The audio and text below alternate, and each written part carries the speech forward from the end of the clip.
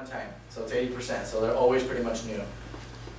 But you can see some of them do come back, 74, they visited my website 2 times, and the numbers get smaller and smaller as you go along. That's probably how it's always going to be. Most of your business is probably going to be real new business. A lot of new people always coming and going, because they'll buy a house or they go to someone else with the information and then it's done.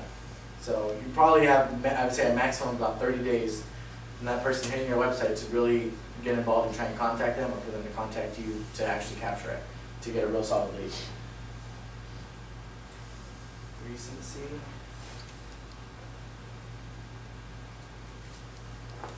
Okay. Same thing pretty much.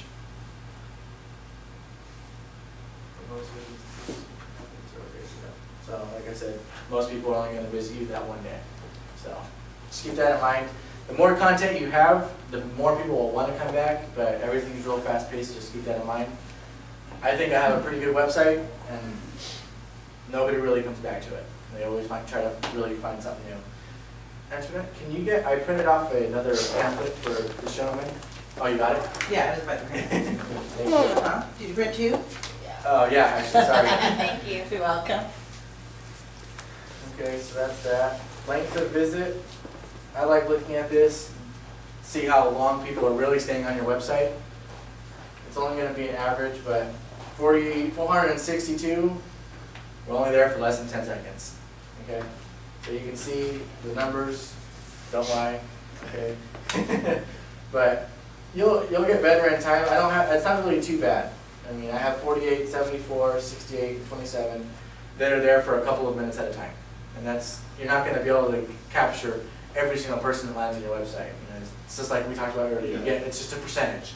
So you just want that percentage to always be consistent, so you need to have that good content. This is where you're going to be able to check out for that, to make sure that your times are there. Depth of visit, it's how many page views each person's visiting. Like I said, you probably want 5 page views per person. Mine isn't like that. It's only 2, and I think I have good content, so it's, you can see it's pretty difficult to generate these types of numbers. And it'll just get better as you go along. Some people like 20 plus page views. So it just depends on the day, the person, the way everything's going. Browser capabilities. I don't think you guys will probably use this too much, but if you guys have Java, if you guys are putting a lot of Flash or any, this is going to be specific to how people's operating systems are and what they're able to view. When I built my website, I wanted to make it, I made everything 8-bit encrypted, so everyone could pretty much view it, and you could have a 30-year-old computer and see what I posted on the website. You don't want to have something in like only a 64-bit mode. People with 32-bit, 16-bit, and 8-bit computers won't be able to read that information. So you want to keep everything real basic. A little bit of Flash is okay from Adobe. Most people have that, but you'll be able to check that all right here as well. Okay, this is basically just, this is all going to tell you what browser those people are using. And if you know browsers, you can kind of get familiar. Want me to make that bigger for you guys? It's Java. I don't think it's Java. But most of my visitors are from Internet Explorer. 377 of my visitors from Internet Explorer. 206 are from Firefox. That's both used for Windows and Mac. I prefer to use Firefox. I'm sure most people do. Safari, everyone knows that's Mac. Okay, Google Chrome, that's a brand new one. Mozilla compatible agent. That's probably a iPhone or some type of handheld device, usually is what that is. Opera, I believe, is another, I think it's a Linux browser. That's a different type of software. And then this one, I have no idea what that is, but it's probably a cell phone as well, because it's only one. So that'll give you some insight on that. Operating systems. Let's get into this. It'll show you everything basically. So Windows 588, Macintosh 128, iPhone 14 viewers, Linux. That's another platform like Windows, only 4. So you can see what people are viewing. Some people design their websites based just solely for iPhones and Androids and stuff like that. It depends on where you want to market and where your people are coming from. So if you're selling, apps for an iPhone, you probably want a website that's built just for iPhone, just for the iPhone or Android or whatever you're using.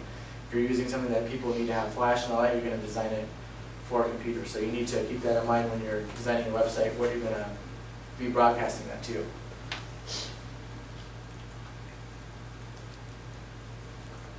And this is going to give you a breakdown on that of what what browser settings they're using compared to their operating system. Probably not information that you're really going to need to know unless you have a lot of jam-packed flash and a lot of pizzazz in your website, which I don't recommend anyways because it usually slows people's computers down and it just doesn't work out too good. Screen colors. This is what I mean by 8-bit, 12-bit, all that stuff. Most of them right now are 32-bit. I make everything for 8-bit just in case I do get people that come there that can still view it. Most people are probably going to be 32-bit. That's just how it's going to go right now. 64 will come in time, but I think they're actually starting to take away 64-bit because it didn't work out too well. So I would just keep everything at 8-bit, make it real simple. Simple is better when it comes to this type of stuff. Screen resolutions. This is basically just for your images and your video. You don't want to make a super huge image. You've ever gone to a website where the image is so big you got to scroll on it? You don't want that. Nobody likes to look at that. Nobody's going to scroll across it. So try to keep everything pretty small. For web images, I would say the biggest you could go is 640 by 480, the pixel size. That's pretty much what you're always going to want to use for images. Even video from YouTube, and I'll get into that too. That's about the biggest size you're going to want for media on your website. Flash versions, everyone's familiar with Flash. Everyone probably pretty much has it. I don't really know anyone that doesn't. But Flash is for Java and running different types of applications like that. I'm sure you're all familiar with that. And everyone has Java support. 65 didn't have Java. So I can show you. If you guys have Java, it probably looks something similar to this. Do any of you know if you have Java on your website? Not at all. Okay. This right here is Java. So people without Java couldn't see that image floating across like that. So it's very minimal, but it could, deter someone from going to your website because it will look different without that Java there. Network properties. This probably really doesn't pertain to you, but I'll explain it. Service providers, everyone knows that, where they're all coming from. Probably not too informative what you need. Most everyone's probably going to be high-speed dial-up. Or high-speed internet access. I don't really know too many people with dial-up anymore. Host names. That's your website. What they're hitting on. Connection speeds. VSL T1. Only 10 people have dial-up out of 742, so not very many. So if you guys are building stuff, it's probably safe to assume you could put video on there. I wouldn't have it load directly to the video and play it. I would have it just there and they could play it if they wanted to view it. I know Google pretty much says that if you have something that loads automatically, people might get annoyed with it. So I would have it, pause and it could load on its own without playing automatically. Safe way to go. Most of their dial-up is in the Midwest. Oh, really? Well, they ain't over here because we only got 10. That's a good thing now. Mobile, I can get into this. There's probably not going to be too many people visiting your site on the web.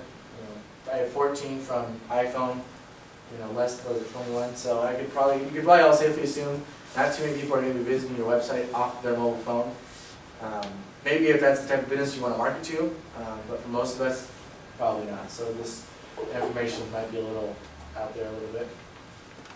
Phone carriers, you can see the different companies. Okay. Next big one is traffic sources. This is a good one to track where all of your people are coming from. So if you're advertising